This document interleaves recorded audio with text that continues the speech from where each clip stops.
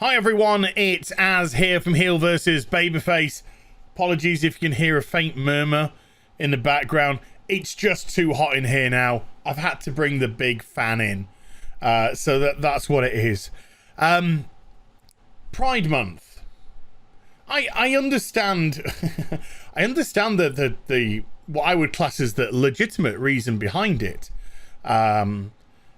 People who are gay, homosexual, particularly in historical times, have undergone, you know, a great deal, and it's only in recent times, in the last, you know, few decades, that acceptance has really started to come in, and now I understand the desire to celebrate that.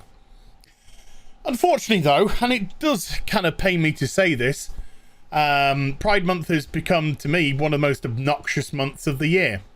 Now, it's so commercialized, and instead of becoming a celebratory month for those reasons, it's now somehow become a launching platform for people to just get on their high horse and lecture. It's lost its meaning. It's lost its true meaning. And the people who want to celebrate that, I legitimately feel for. Here's a great example of absolutely pathetically stupid and ill thought out virtue signaling by a corporate company for Pride Month. This is Funko Pop, plastic tat. Hey, Az, I can see you got a Funko Pop behind you. That's Cara Dune. That's in support of Gina Carano. That's the only reason why I have it. Might be worth a bob or two in the future. But you have Funko Pop here. It's the Pride Pop collection is a celebration of inclusivity and acceptance. So what have they done? They've taken a stormtrooper from Star Wars, a stormtrooper, and covered it in the Pride flag. Star Wars is an allegory for World War II, and the stormtroopers were called stormtroopers because they were literally named after Nazi stormtroopers. So according to Funko Pop, nothing says inclusivity and acceptance like a Nazi stormtrooper.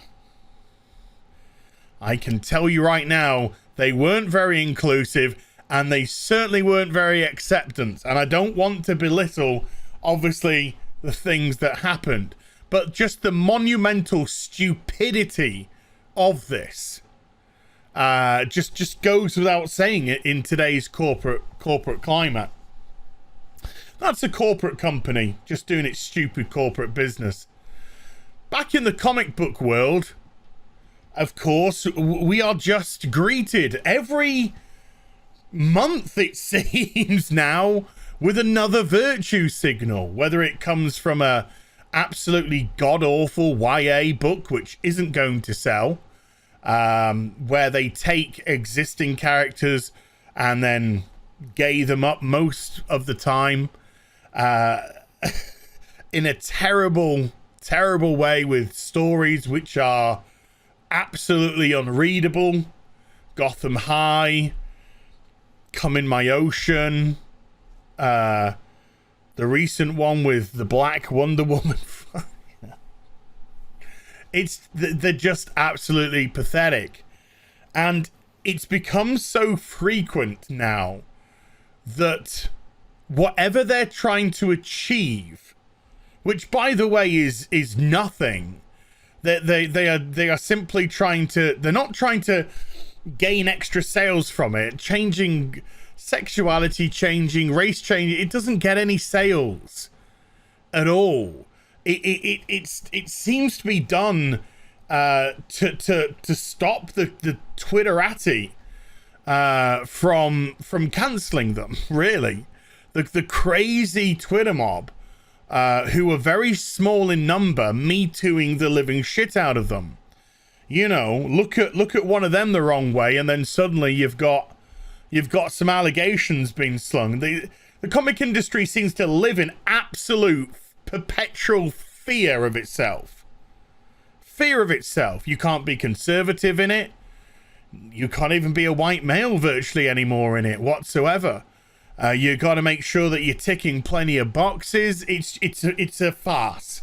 It's just a farce, and it's imploded on itself, and we all know that story. So it'll probably come as no surprise, no shock, that Tim Drake, Robin, the best Robin, if you ask me, Tim Drake, I know that's debatable, is now a GAYS. He's been queer baited out there now. I haven't bought the comic, haven't bought the new comics. Why would I? They're fucking trash now. And when I hear stuff like this, I think I'm so glad that I've stopped purchasing these comics if this is what you want to throw at us. Tim Drake was created back in 1989, folks. 3 years before I started collecting comics. And when I started to pick up, he'd just really begun his run as the third Robin against Jason Todd's Robin, which was killed off back then, and Dick Grayson, of course, who was the first Robin who transitioned into a beautiful woman. No, into Nightwing. Sorry. It's 2021. I hear transition and woo, the mind goes wild. For 32 years, Tim Drake has been an out and open heterosexual. His first love, I believe, was Ariana. When he started his own series, he then met up with Stephanie Brown, spoiler, who essentially became his girlfriend for a vast majority of that time, or certainly was attached to Tim as a couple for a long period of that time. There are other girls he's had relationships with. Here's a CBR article from 2020, December. So this is only a few months old, half a year old or so. There's Ariana. And then we have Jubilee. Yeah, he had a little, well, they didn't, you know, they had a little thing when they did the Marvel DC crossover. Stephanie Brown, which became his basic girlfriend for those 30 years. Greta Hayes and Casey Sandmark. Some people like this relationship, but to me, it's Tim and Steph. Tim and Steph, they're their own dynamic duo.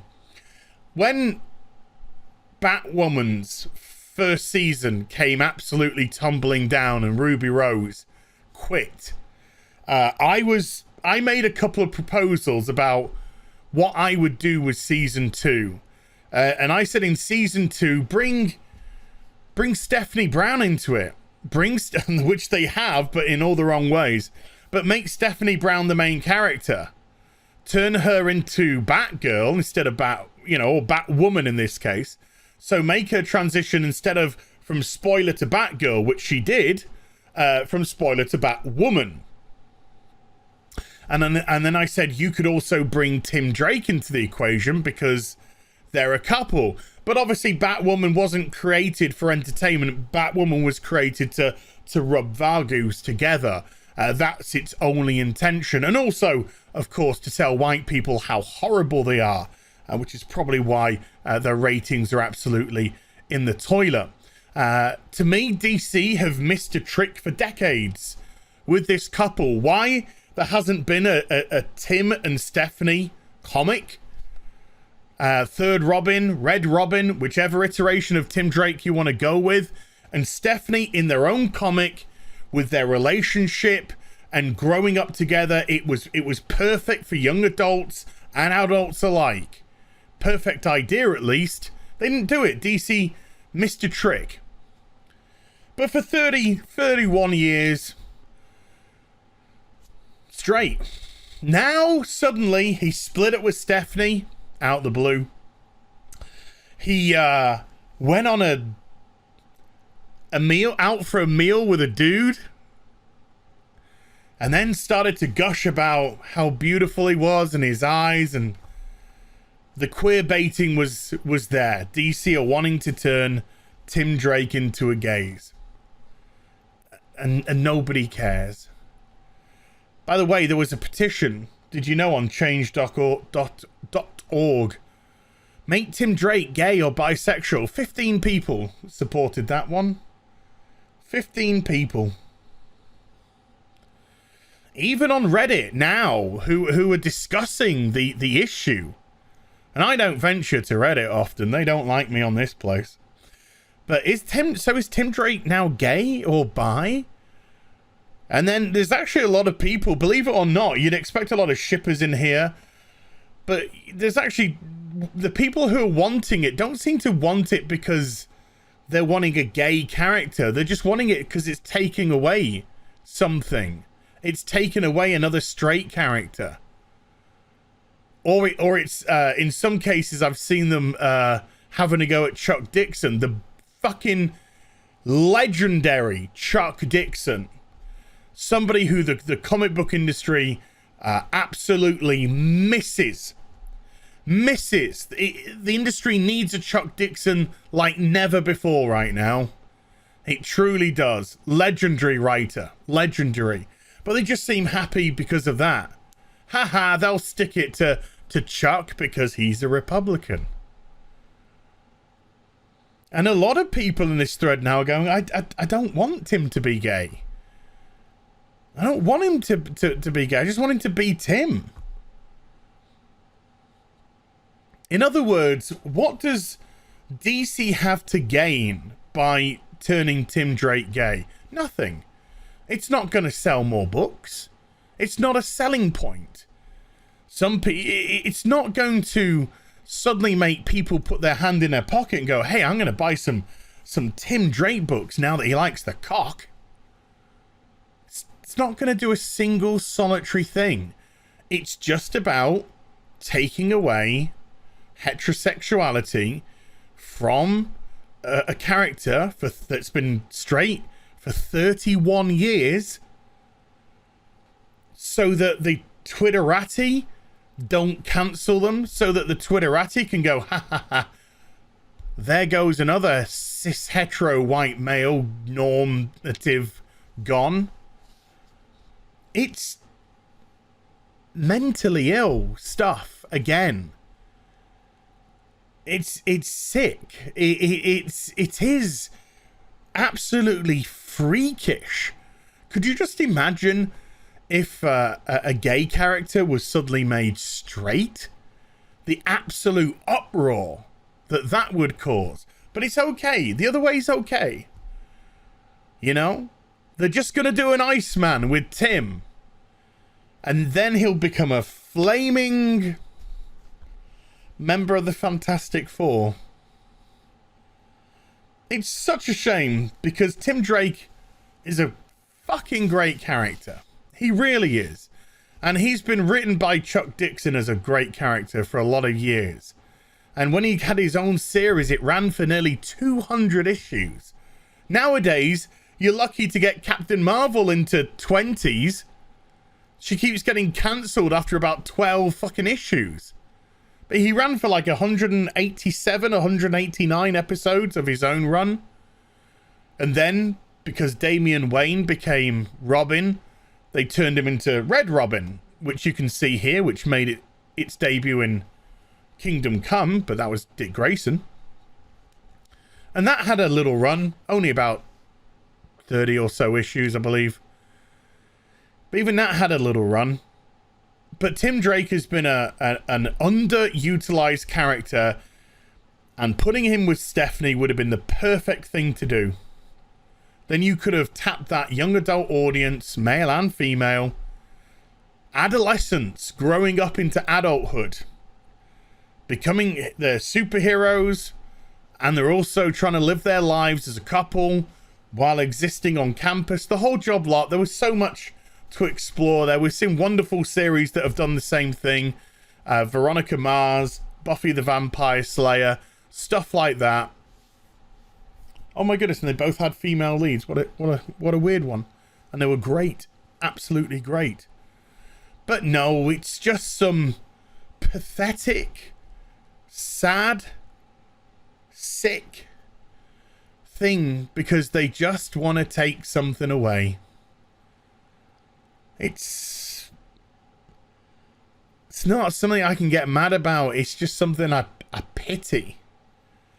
I pity the comic book industry because it's now so pathetic. Absolutely pathetic. I hope you enjoyed the vid. It's a bit of a downer, I know. But if you did, please do give it a thumbs up and also subscribe to the channel. Follow me on social media and YouTube for live streaming links. They're in the description box down below. I'll be back with some more stuff very soon. You take care. Bye for now.